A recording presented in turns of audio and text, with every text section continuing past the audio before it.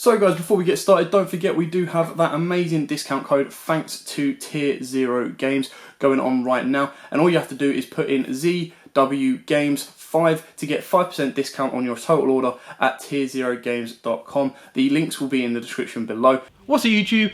Dow here from Zephyr Wargames, and with this weekend being the pre-release for Rise of the Duelist, I thought it would be a good idea to do you a video showing you the 10 secrets that are in the set and whether I feel that they are good to invest in, what I think their price values will be at sneak, and then what I feel they will be afterwards, especially with no full level competitive play out there.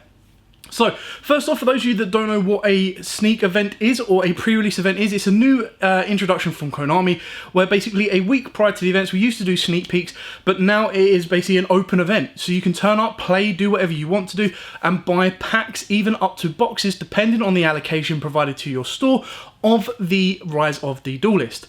Alongside that, the tournament will be held where you can win an exclusive promo card that is an ultra rare and one of these mini mouse mats. This one's actually really, really nice. I like this one, especially if you're a Gaia fan as well, with the brand new Gaia Fusion on it.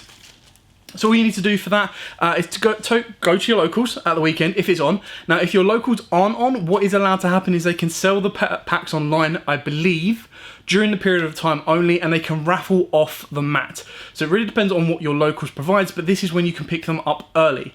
After this weekend, they are not allowed to sell the packs until the official release date, which will be next Thursday, I believe, as well. So technically like a week and a day from when this video goes out. Now, before I roll into the secrets, I just want to say a shout out to, like, obviously there's the Gaia support in here. There are the new Mephilies, or whatever they're called, the little fluffy, cartoony creatures that are kind of cool. So they are in this set as well. There's some miniature support for Megaliths, Ancient Warriors, and Fluffles as well. The ultra rares, again, I'm just going to touch on those. There's like the Wind Charmer as an import, but then the ultra rares aren't what they used to be. There's no like IP Masquerina, there's no Link Cross, there's nothing that's like, rah, spend loads of money for this ultra. It's more so, hey, we've got a new Stradol card, we've got a new Kwakemiru card, or we've got a new kind of Wind Charmer card, and we've got one Dragma card, or like what they call now, dogmatics. Get onto that later. But within the 10 secrets in the set is the exact same. So a box of 24 packs, you get 2 secrets on average and the starlights. We still don't know what the starlights are, but we do know that the brand new 5th starlight is DD Crow. So it looks like Konami are trying to really, really bling out them hand traps for you guys. So I'm going to go through the 10 secrets. I do have them all to my left-hand side. I'm going to take you through my personal opinion of what I think is like 10 to 1. And this will be based on how good they are, and then possibly influenced by the price I feel that they'll demand once everything calms down a little bit as well. So, with that said done, please smash the like button, hit the notification bell, show support towards this type of video, and then if you like this type of video, I'll be more than happy to do more of these going forward to try and give you a bit more information about the set before you go out. I always highly advise you go to your sneak events or your pre-release events because it really helps your locals out. It allows them to get the product in again in the future for the next one, and it's always kind of cool to get the cards a little bit early because then you get to learn a bit more. And that's the one thing I do miss about Sneak Peek is what Sneak Peek allowed you to do or did do is when you bought the sealed packs, you would play with cards that you never usually would. Like you would probably bin those cards or probably just not pay any attention to it. And it actually allowed you to go, oh, this card's quite fun. And it helps your mind kind of think of different type of techs. Anyway, let's start off with basically my 10th card on this list. And the reason this card is number 10 is purely because it's not as generically splashable and it's a little bit harder to actually utilize and use. And that is actually called Titanclad the Ash Dragon. So I'll put the pictures up online on the screen as well, so don't worry about that. And I'm going to basically look in this way as if I'm reading it. So it is a fusion level 8 dragon, 2500 attack, 2k defense. It requires Fallen of Albaz, which is another secret, we'll get on that in a minute, and one monster with 2500 or more attack. So gains attack equal to the combined original levels of the materials used for its fusion summon times 100. Now I believe Albaz, give me 2 seconds and I will have a look. Albaz is a level 4, so it's going to go up to a 2900 beta. The artwork is stunning, really, really like this artwork. After this card is fusion summoned, for the rest of this turn, it is unaffected by the activated effects of other monsters that was special summoned from the extra deck. During the end phase, if this card is in your graveyard because it was sent there this turn, you can take one dogmatica monster or one Fallen of Abaz from your deck and either add it to your hand or special summon it. You can only use the effect once per turn. Now, this combo's off with Albaz, and Albaz is actually not really the next card on the list, but I'll talk to it in a bit. This is one of the secrets. Because it requires Albaz, it's a two-part, so it's not good on its own. The one thing that Albaz does, and I'm going to preview Albaz now. Albaz is, if it is normal or special summoned, you discard one card, fusion summon one fusion monster from your extra deck, using this card on the field and monsters your opponent controls as fusion material. You can only use the effect of Fallen of Albaz once per turn, so it is basically a super poly monster. Now, it's really cool because it is a level 4 dark, so you can technically go into like Starving Venom and go into the triple-headed Predator Plant monster as well. So that's really, really cool.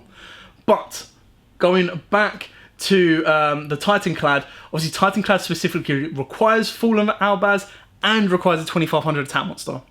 At Sneak, I think people will probably be trying to sell this or pre-release between 20 and 30. I honestly think it's like a 10 or less card, in my opinion, purely because it requires Albaz, so it's not splashable. Not everyone is going to be able to play it. It's not a great super poly target, because let's be honest, if you're going to put a super poly target in your extra deck, you'd probably rather put Starving Venom in your extra deck than you'd put in this guy, because literally it's like Starving Venom's going to have a lot more than this, and Starving Venom can be used against other generic engines. If Albaz was like, you can only summon this card, then alright, maybe a little bit different. But I reckon this is like a 10, if not less, pound card. So if you're really desperate to play, I'm going to keep calling them Dragmas, but you should know what they are, dogmaticas. If you're really desperate to play those, you're probably going to want maybe one, maybe two of this. Really cool looking card. I probably wouldn't want to pay £50 on the pair. I'd probably pay 10s, to be totally honest. 10 on each of them. And I'll probably be happy to wait. I mean, one thing you've got to keep in mind is Eldritch are still going to be number 1. Adamant players are still going to be number 2, or battling between themselves. But what you've also got to keep in mind is there's no actual competitive play. So we can't even really judge the Dogmaticas on a highly competitive level either, because, yeah, right, some locals are starting to open up, but do you really want to go and spend so much money on a deck that's competition is going to be full-powered Eldritch, full-powered Adamanticators, and then still kind of go from there? Like, I personally want to get them because I think the art type that links over into the next set is going to be awesome. Anyway, I've bubbled on long enough with that. We're then going to go on to my second card now. Pretty much the Dogmaticas are all towards the higher end or the lower end of the top 10, purely because they're core specific, but some of them do have some unique abilities. So the one that I'm going with next up is the Dogmatica Philaderius the Knighted. So it is a level 8 light spellcaster, 28,500 attack, 25 defense. During the main phase, if a monster that was special summoned from the extra deck is on the field, quick effect, you special summon this card from the hand. Then if you control another Dogmatica monster, you can negate the effects of one face-up monster on the field until the end of this turn. When your Dogmatica monster declares an attack, you can make all Dogmatica monsters you control gain 500 attack, and use each effect once per turn. Now, the reason this is in number 9 spot is, again, to get the most out of it, it requires another Dogmatica. So unless you're playing Dogmaticas themselves, this isn't a splashable card. This isn't a card that could go into every single deck.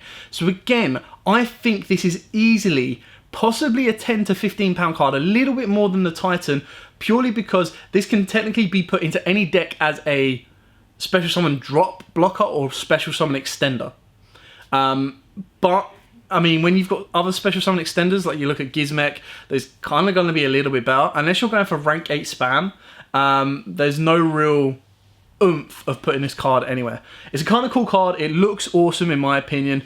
But again, I don't think that this should be reaching any of the huge amount of heights right now, because you can't... I don't think Dogmaticas... They'll put up a fight against Adamantipators and Eldritch, but I think Eldritch are just too strong, right? Numeron version, normal version, synchron version. They'll be able to stomp it with ease. Moving on to the next one. And this one is the Dogmatica Maximus. Now, obviously, like Unchained, they do take up 4 spots. And we all remember what happened with Unchained. There was so much hype, And then when it actually got released, yeah, okay, some of the cards were like 25 quid, and we'll get to that one in a minute. And then some of them were like 15 quid, and then it started to slow down, and then you can pick them up really cheap, and now they start to go up a little bit, but they're not that bad. Anyway, Dogmatica Maximus, the reason this is above the other two is you can banish one Fusion, Synchro, XYZ, or Link monster from your graveyard. Special summon this card from your hand. So, this actually allows you to clear off your extra deck, and it's quite specific if you don't want to use your extra deck, but during your main phase, you can send 2 monsters with different names from your extra deck to the graveyard. Also, your opponent sends 2 monsters from their extra deck to the graveyard. You can't special summon monsters from the extra deck for the rest of the turn, only use each effect once per turn. Now, the reason this is above the other two is purely because if you play your extra deck correctly, you could send stuff like not 2 Unts, but you can send an Unts, and you can send like a Herald of Art Light, you can send an Unts, and then any other card like an Omega to recycle, a Toad to recycle, anything like that, you can send from your extra deck, get additional effects off, and then build up and disrupt your opponent's extra deck. Again, I think this is going to sit between the 10 to 15 power card, might slightly come down as well. It is a level 8, it is a 1500 attack and 3k defense. So it's not as offensive as the other one, but this one is actually a bit more disruptive and a bit more defensive because it doesn't require you to have another Dogmatica, and it pretty much does everything itself. It just can't special summon itself during your opponent's turn. So again, I think this sits around the same price mark in my opinion as the Knighted. Wouldn't go breaking the bank on it, even if you are desperate to play it. Hold back, wait, be patient, and you'll be able to pick these up quite cheaply later on. Moving into, I believe this is the 6th place, we're going to go with Fallen of the Albaz. Now, the reason Fallen of Albaz is at this position, I actually think it could arguably be a little bit higher, is because if it is normal or special summoned, you discard 1 card, fusion summon 1 fusion monster from your extra deck, using this card on the field and monsters your opponent controls as fusion material.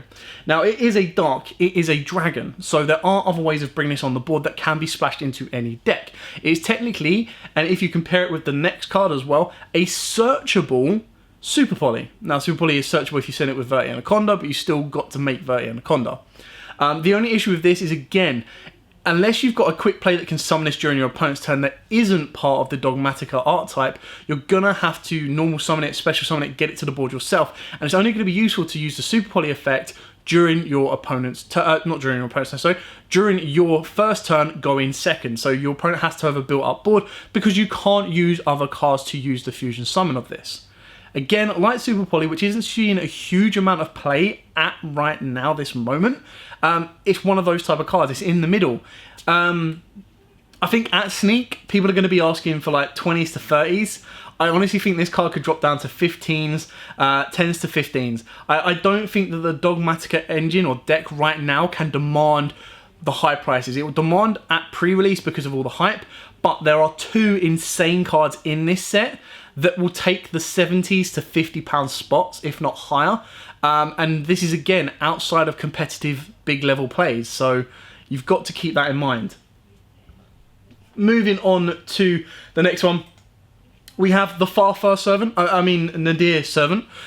Yes, Konami love Farfar that much they even decided to translate a card after him. Which is absolutely fine because I love the artwork on this one, even without Farfar's face on it. So, send 1 monster from your extra deck to the graveyard, then add 1 Dogmatica monster or 1 Fallen of Albaz from your deck or graveyard to your hand with attack less than or equal to that sent monsters. For the rest of this turn, after this card resolves, you cannot special summon from your extra deck. You can only activate 1 Nadir Servant per turn. Now, as we've seen in the past, all search cards for engines, especially high-class art types like the Dogmaticas, are going to be fetching £20 to £15. Let's not forget that the search card for Unchained went up to 25 to 30 quid on release, and then started to float around the £20 to £15 mark, which is exactly where I see this one going as well. It does the exact same job. It is a single card searcher, but it does require you to send from the extra deck. So, if you're playing Rituals, you've got to play it very, very carefully. Because you can only add a card with less than or equal to the sent monster's attack, Albaz is an 1800 attack. So unless you're sending something from your extra deck of 1800 attack or less, or more to search out your Albaz, you've got to be very, very careful on what you're sending. And you've got to remember that also the rest of the Dogmatica cards are all 2500. They're all higher level, higher attack monsters, 15 as well. So you're not going to get the most advantage out of Herald of Art Light unless you're specifically using a ritual deck, and then you've got to make sure that your extra deck is built ready to go for that one. is a search card. These could probably be swapped with Albaz, because technically Albaz can go into any deck without affecting it too much, whereas this card technically wants to go into a deck that is going to use the Dogmaticas or use and abuse their extra deck a little bit more. So I reckon this one, because it is a search card, will probably fetch about 20 to 25 on pre-release. And again, like the rest of the Dogmatica cards, I think they could easily come down between 10 and 20 pound. Now, we get out of the Dogmatica section. They took up half of the secrets this time. And only one Ultra, but half of the secrets. Anyway, the following 5 get even better. So I'm just going to start closing down all of the Dogmaticas now that we have kind of gone over those. But the 5 remaining cards are as follows. Now, I'm going to start off with one that I mentioned earlier, or an art type that I mentioned earlier, and that is Adamantipator's. So we got Adamantipator Friends. Yeah, if you've seen In Betweeners, friends, oh, car friend, Adamantipator friend. Anyway, the card looks amazing. The effect, not so much. Now, it's probably going to be less so used in Adamantipator, like the Synchro Climb, and probably going to be used more in Adamantipator Fossils, because they use and abuse rocks. So, excavate cards from the top of your deck equal to the number of rock monsters you control plus 5. You control none, plus 5. You control 1, 6. You're excavating, you're going through your deck. And if you do, you can add 1 excavated rock monster to your hand whose level is less than or equal to the number of excavated cards. Also place the rest on the bottom of your deck in any order. For the rest of this turn, after this card resolves, you cannot special summon monsters except rock monsters. Arguably, you could then say, okay, put Block Dragon to 1, and then we're going to make it even harder for them to, or we're going to try and balance out to search it. Right now, there's no balance till September. So all these cards are going to be live for a good month and a bit until there's a new ban list that's coming into play. And then unless Konami are going to start registering online events, I can't see them actually banning anything, especially, again, as we mentioned previously, for art types that people have bought into and haven't been able to physically play yet.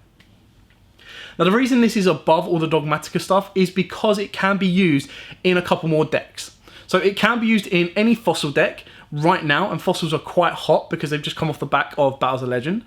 It can go in Adamantipator decks, but you have to remember you're going to be locking yourself into rocks. And then it can also technically be put in any fossil variant. So your Dino variant, your Dino Wrestler variant, anything like that, because as long as you build your board first, you play this, excavate at least 5, add a rock monster.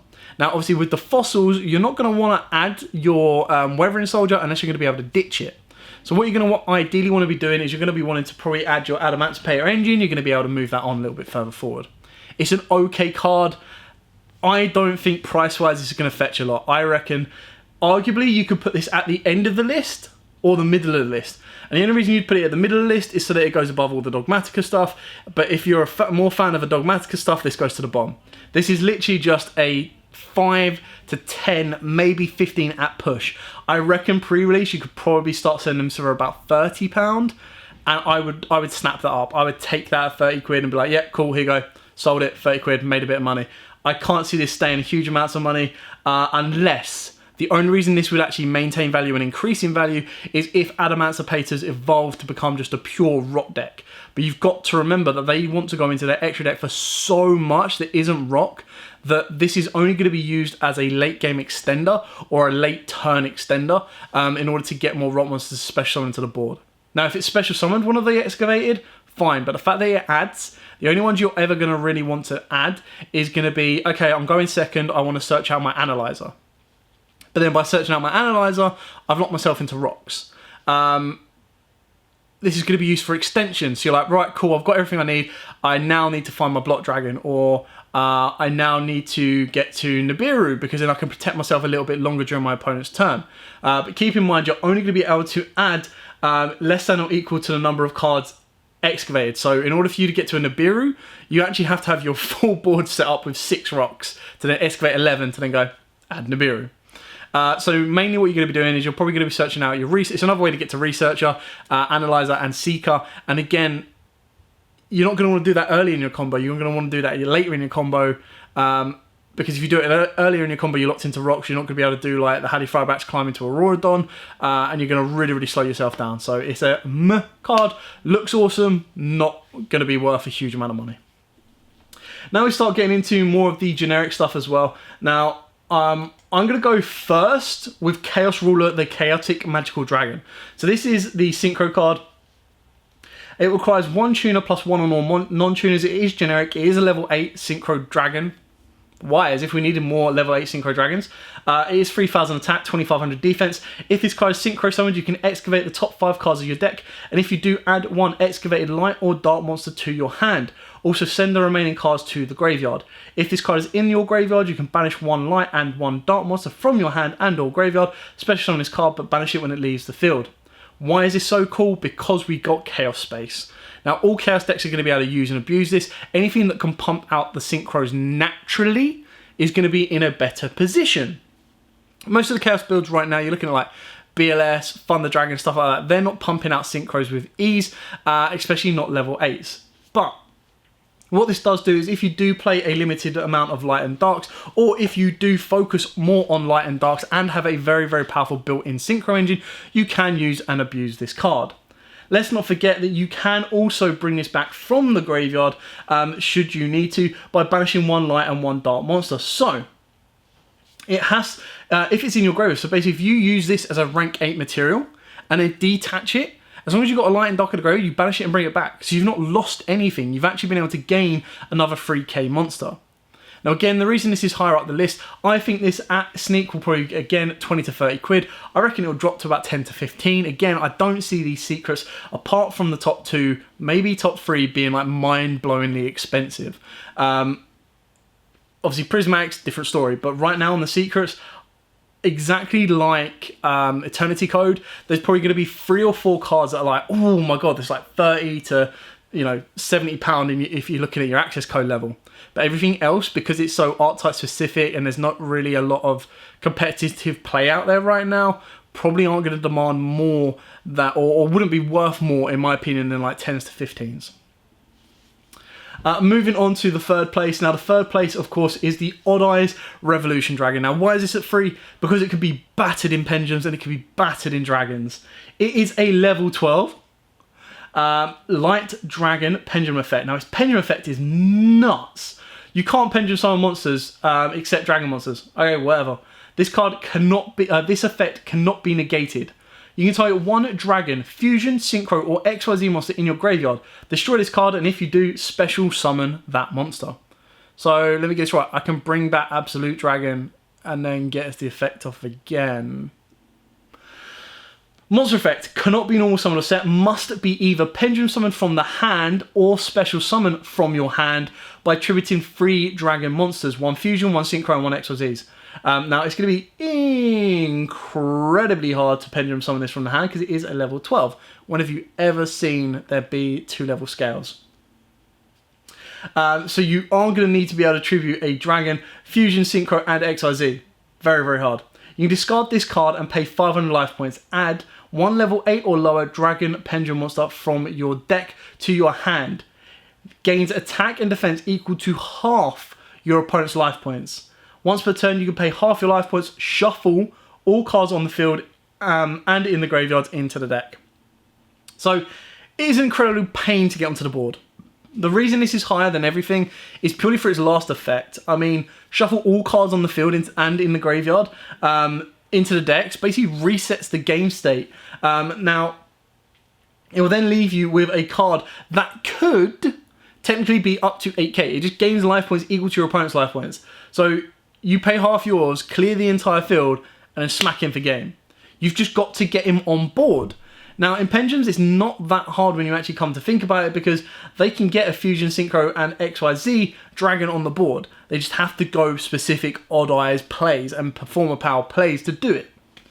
The fact that you can't Pendulum summon monsters except Dragon monsters is, again, a bit of a kick in the nuts, but it's still an incredibly powerful card. And again, what this list is kind of showing is I kind of look at cards that really enhance a particular deck, can be splashed in more decks, but the second 5 and the first 5, or like the second 3s and the dogmatica cards can be swapped around, in my opinion. Again, I think this card at pre-release is probably going to be a 20 to 25 pound card and will probably drop down to 10 quid. I can't, like, until someone breaks it and finds a reason to go, okay, cool, play a level 12 dragon in your deck, here is how easy you can get it on the board, then that's when it's going to change. Okay, now the two most broken cards in this set. I thought there was only one, and then I found out that the other one was a secret as well, and I was like, well damn, this card is nuts. So, we start off with Triple Tactics Talent. Triple Tactics Talent is the brand new Lightning Storm. What do I mean by that? Well, it is a go second card, and basically it reads as follows. During your main phase, if your opponent activates a monster effect, that's right, just any monster effect, you can activate one of the following. Pot of Greed, draw 2 cards. Change of Heart, target one of your opponent's monsters and take control of it into the end phase. Or, I believe the card, because I haven't played it for so long, is literally look at your opponent's hand and take one from it. Look at your opponent's hand, send one to the graveyard. It's like, cool. So you've ashed me on my search. I'm going to draw 2, take one from your hand, or I'm just going to Change of Heart one of your cards. Broken card, and what I mean by this is the new Lightning Storm is it is incredibly powerful for going second. It is probably going to be the lower end of the like, high costs. Right at the start, I reckon people are going to be asking stupid money for this, like 70 to 80 pound. Once everything calms down and you realise, oh, it's not as broken because it's not a quick play, you're probably going to be looking at about 50, 40 quid card. Maybe go up a little bit higher, depending on how utilised it is. But what you've got to kind of keep in mind is, again, you've got to look at the current decks that are being played. Now, if my opponent's playing adamant players, I'm probably going to be facing a Savage Dragon and a Dragite. So I've got 2 generic negates right there. So I have to be able to bait out both of those to then use this card and either get the draw, rip one from the hand, or mind control. And then I've got to be able to clear the board off from there. So it does require a lot of work. You look at the Eldritch. Now, Eldritch are probably not going to be able to stop this, but it's, again, very, very rare they're going to activate a monster effect during your turn. The only way that this can really, really help is if you look at stuff like the VFD play and the Zexal play, less so Zexal because they're just going to say no to everything, but you're going to be able to go, okay, cool. Activate Triple Tactics off of VFD, draw 2 cards, or Change of Heart the VFD, link the VFD off, and you've got rid of VFD a turn early, and then you can build your board, follow up. Bird is the word. That's all that got stuck in my head. Bird. Anyway, yes, Triple Tactics, when it first came out, I was like, oh my god, this card is insane. It's Change of Heart, Pot of Greed, and not Royal Oppression, Confiscation. I was like, ooh, this is mad. And then I was like, but the chances of being able to resolve this going second against the main meta decks is very, very low. But you are going to be able to, if you play it correctly, bait out those other your opponent's cards, then draw 2 or Change of Heart 1. The fact that it pretty much encompasses 3 banned cards right now, you can kind of see the potential that it has to go further forward. The only issue is that your opponent has to use a monster during your main phase. So again, like I said, this is where Ash comes in play, because if you were to go Terraforming, Rotor, anything like that, and your opponent ashes you, you go, cool, thank you, Pot of Greed. So, and they're not going to be able to ash this because they've already ashed it and that's what you're playing it off of. You look at Numerons as well. Activate Numeron Field Spell, Ghost Ogre. Okay, cool. Triple Tactics, draw 2. It's just allowing you to get a little bit more extension and trying to replenish your hand. And obviously, a direct search of what you want is always going to be better, but the draw 2 could give you what you want and then some. So definitely a good card to play. Definitely the second best of this entire list, in my opinion. And the only card that beats it is Dark Ruler No More. I mean, Forbidden Droplet. Forbidden Droplet. So, why did I get that mixed up with Dark Ruler No More, jokingly? Because Forbidden Droplet is Dark Ruler No More, but instead of not being able to do damage, you just sacrifice 1 to 3 cards, and you're going to Dark Ruler your opponent. So, Forbidden Droplet is a quick play. You can do it during your opponent's turn. Nuts. And what you do is you send, as cost, from your hand or field, as many cards that you want. Now, ideally, you send probably 1 spell, 1 trap, and 1 monster. That's all you're going to want to send. And basically, your opponent cannot respond to this card's activation with any of the cards that you have sent as cost. So, what I mean by Dark Ruler No More is draw phase. Oh, Forbidden Droplet, send a monstrous effect cost. What does Forbidden Droplet then means is it then means that your opponent cannot respond with their monster effects. It negates all effects on the field, or all monster effects on the field, and makes all of their attacks halved. That's right, half. And I will put that clip in because I remember someone said to me last time, was like, where did you get that? Now, give me 2 seconds. I'm going to actually pop up the card in front of me. So I've got the exact wording on it. I'm trying to make sure that I've got it right compared to the TCG and the OCG version because everything changes. So, send any number of other cards from your hand and or field to the graveyard. Until the end of this turn, half the attack of exactly that many effect monsters your opponent controls. Also, negate their effects. Your opponent cannot activate cards or effects of cards with the same original type of card, monster, spell, or trap as the card sent to the graveyard to activate this card in response to this card's activation. Very, very wordy for basically saying, Dark Ruler no more your opponent for everything you sent. Now, I'm not really worried about my opponent responding with a trap unless I'm playing against Autogeist, and then I'll just go, okay, cool, send trap. I'm not really worried about spells, to be honest, because I can't see the spells doing a lot for me, unless you're against Shadows, and then if Shadows want to go, okay, Shadow Fusion. Yes, the more you send, the more you neg, but the idea is, if you're playing stuff like Madolches, they need one card to kill you, one card to clear your board, and one card to rule them all. Yeah, I'm joking, I'm putting a little... I'm trying to liven this up for you guys. Anyway, what makes Forbidden Droplet so broken and why I think this is a £70 card is technically, it is Dark Ruler No More with the ability to OTK you. Now, Dark Ruler No More was a fair card because it was like, cool, I've just been Dark Rulered, they're probably going to clear my board. They might win if I put everything on the board, but my opponent is not going to be able to kill me this turn. I still get to live. Whereas with Forbidden Droplet, because it's not a promo, because it's a secret in a core set, it's 1 of 10, my opponent just goes, quick play, send one, done. Now, if my opponent wanted to, like, I don't know, just use this as an example. If my opponent, during their turn, built up a board and they were like, cool, I've got, like, Kwakamiru Guardian that's going to stop you, Nibiru and me, bahaha. You just go, cool, chain Droplet, send a monster, negate all your monster effects, activate Nibiru on a new chain, clear your entire board. It's a Dark Ruler No More during your opponent's turn. It's a Dark Ruler No More to be top decked. It allows you to OTK. We all know how good Dark Ruler No More is. So it's only logical that this card right here would be better. Instantly when I saw it, I was like, okay, cool. I can't see this being a secret. This can't be cool. Didn't really understand how broken it was. And I stopped and thought and went, this is basically Dark Ruler, but I can attack. God damn, that's crazy. And then let's put it this way. It's also technically a form of negation because if your opponent, I'm going to use Madolche as an example because I think this is one of the best decks that they could use and abuse this. If my opponent was doing their Madolche plays and they was like, cool, not that they can't do it multiple times, which Donald does to me all the time, but like tiramisu, and you go, or they make tiramisu and you go, chain Forbidden Droplet, negate tiramisu. And it's just like, cool. Knowing Donald would just go, make second tiramisu, do the same thing. I'm like, okay, cool, thank you. But still, this is why this card is so good. Now, I think this is easily £50 to £70, if not higher. It is Dark Ruler No More. The only thing that holds it back is the fact that it kind of needs to be a second card. But like I just mentioned, you can actually play this going first. This could be a full effect negation going first. This can allow you to utilize your Nibiru. This can allow you to utilize your Phantasma in hand. This can allow you to utilize your monster effects without them being treated or received by another opponent's effect. So again, Zexal, an example in Zexal's one, which is, this is what makes this stupid. Okay, let's say you're playing Numerons, okay, and you've got a trap. So let's say Neuron Eldritch, okay?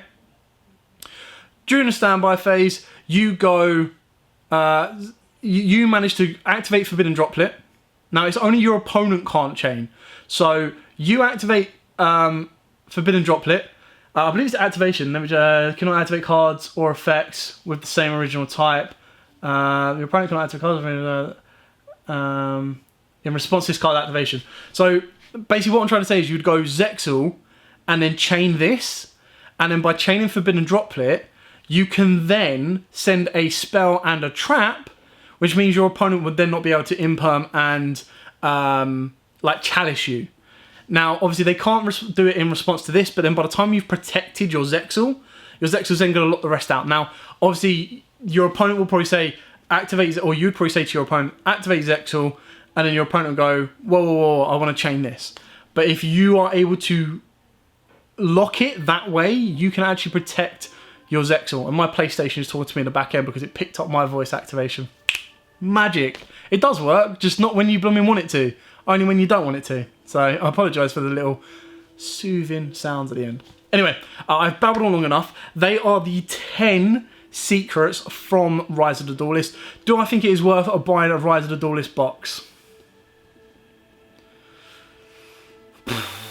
Yes. 1. Unless you're hunting prismatics.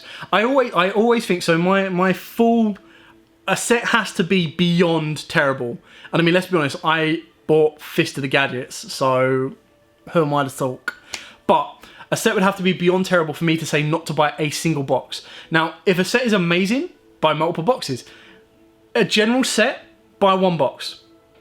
Right now, it's a moment in time, because if you buy a box at your pre-release, if you're able to, that is, if you pull a prismatic, you are in a crud ton of money. If you don't pull a prismatic, you will cover the cost of the box via 2 secrets. Even if you got the worst secrets, you'll still be able to make some money back off of those. Not to mention the ultras will fetch a bit of money as well. So if you're in it to make money, you'll definitely do it. Like I said, I don't feel that you should be buying multiple boxes unless the set is busted. I definitely think anything can happen. That's why it's so much better to buy a box. That's why we have this Family Guy meme. You could either, would you like this mystery box or would you like to take this forbidden droplet? I'll take the box. Why? Well, the forbidden droplet is a forbidden droplet, but the box could be anything, even a forbidden droplet. It's the way it works, guys. Always buy at least a single box. Not only do you help support your local store, especially in a time of need like this as well, but you also pull the golden pulls as well. Let's be honest, there's always money to be made as well, and that's how the industry of Yu-Gi-Oh keeps on going. Whether you trade it for the stuff that you want or whether you just sell it straight up and get a bit more than you paid for it, there's always a bit of plus. I mean, look at all those people that pulled 10,000 dragons and utopias. They probably bought 1 box at 50 quid and they have made themselves like 950 quid to 350 quid. So definitely worth doing it. Anyway, I hope you like this type of video. I know it's a little bit long, but I wanted to explain all my choices. I wanted to explain each of the cards and explain what each of them do, just so you have as much information going forward about Rise of the Duelist as absolutely possible. But for now, guys, thank you so much for watching and sticking through till the end. Don't forget to like, comment, subscribe, share, and as absolutely always, guys, happy dueling.